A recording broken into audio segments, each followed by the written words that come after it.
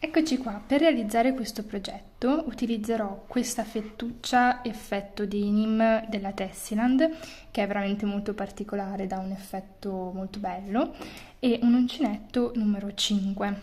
Partiamo subito. Partiamo quindi con il nostro cappietto, andiamo a fare 3 catenelle. 1, 2, 3. Ci mettiamo nella prima catenella che abbiamo fatto e facciamo una maglia bassissima. In questo modo abbiamo creato una specie di spazio ad anello. Ora andrò a fare 1, 2, 3 catenelle che mi sostituiscono la prima maglia alta, carico il filo, entro dentro questo specie di anello che ho creato con le catenelle, mi porto dietro il filo di avviamento e faccio una maglia alta. Di nuovo carico il filo, entro, mi tengo il filo di avviamento, maglia alta. Con le 3 catenelle di inizio che sostituiscono la prima maglia alta siamo già a 3. Arriviamo a 8, quindi 3,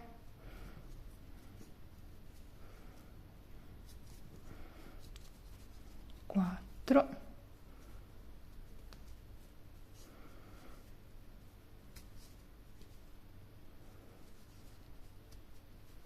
5.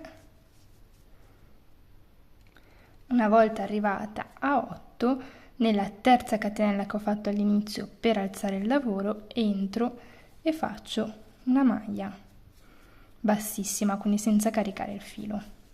Tiro un po' e ho fatto il mio centro. Di nuovo 3 catenelle e faccio un'altra maglia alta dentro allo stesso punto delle 3 catenelle. E vado a fare in ogni asola 2 maglie alte, quindi vado a raddoppiare il numero di maglie di base. In questo momento stiamo facendo la base della nostra ciotolina.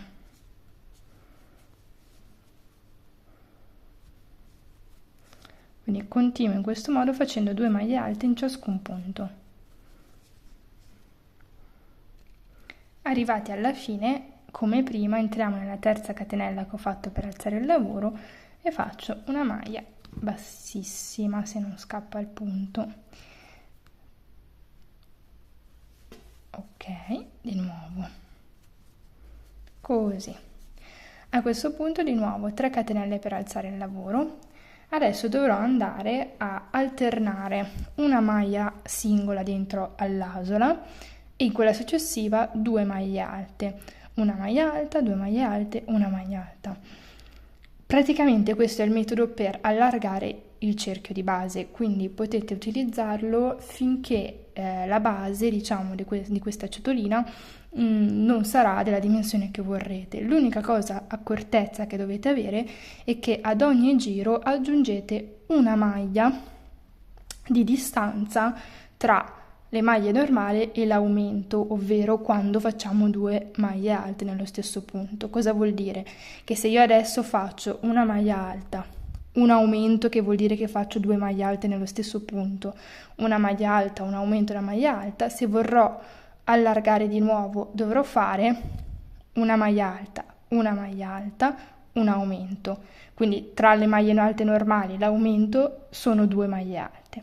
Il giro dopo ancora una maglia alta, una maglia alta, una maglia alta, un aumento e di nuovo 3 maglie alte in ogni asola, quindi diventano 3 tra un aumento e l'altro e così via per ogni riga aggiuntiva finché non avete, diciamo, la grandezza che desiderate.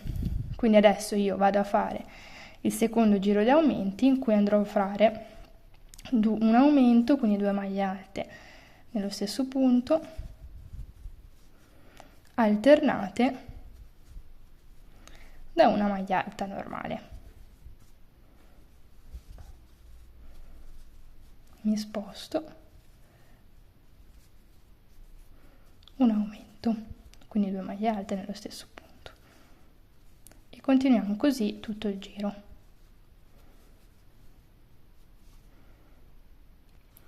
Arrivati alla fine, come prima, facciamo la nostra catenella bassissima, maglia bassissima, scusate, nella terza catenella che ho fatto all'inizio.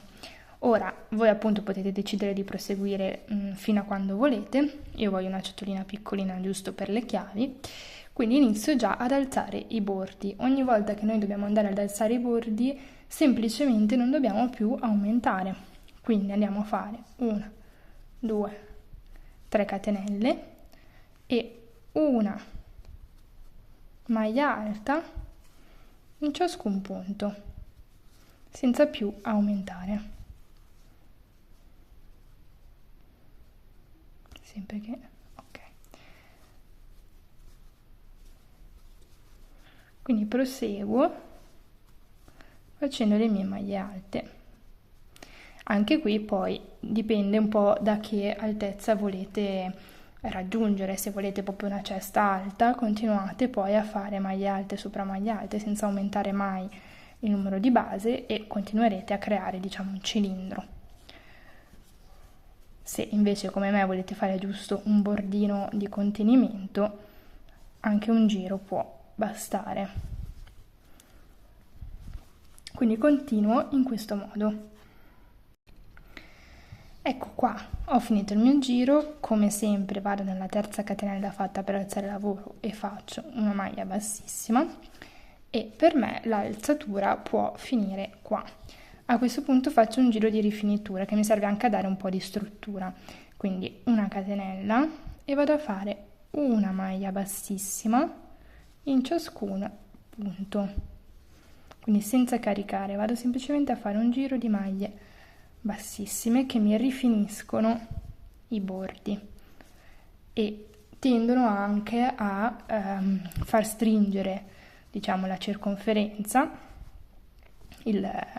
tutto il perimetro, ecco, e quindi di conseguenza a dare un po' più di struttura al contenimento della nostra ciotolina porta oggetti. Quindi procedo in questo modo per tutto il giro.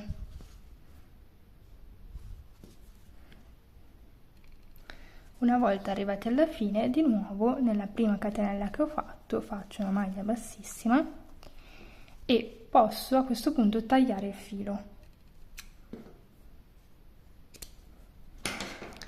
Vado a caricare e chiudere in questo modo e poi vado a nascondere il filo dentro al lavoro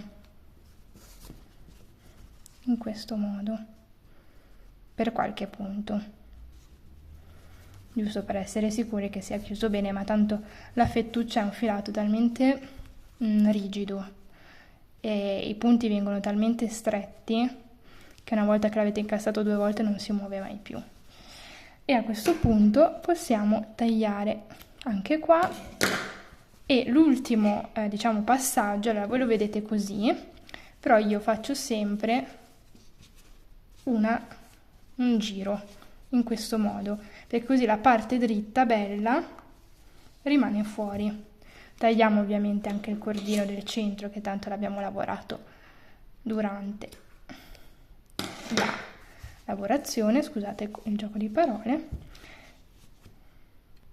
Ed ecco qua il risultato finale, ve lo faccio vedere già appoggiato sul mio mobile, con dentro le mie chiavi di casa. È carinissimo e sta benissimo, diciamo, con l'arredamento, perché è comunque uno stile che poi potete adattare appunto un po' in base a quello che è il vostro arredamento, sia come colori che come forme. Come sempre, vi ringrazio di avermi seguita, vi ricordo di iscrivervi al canale per non perdere neanche un video e lasciare un like e commentare. Grazie e ciao!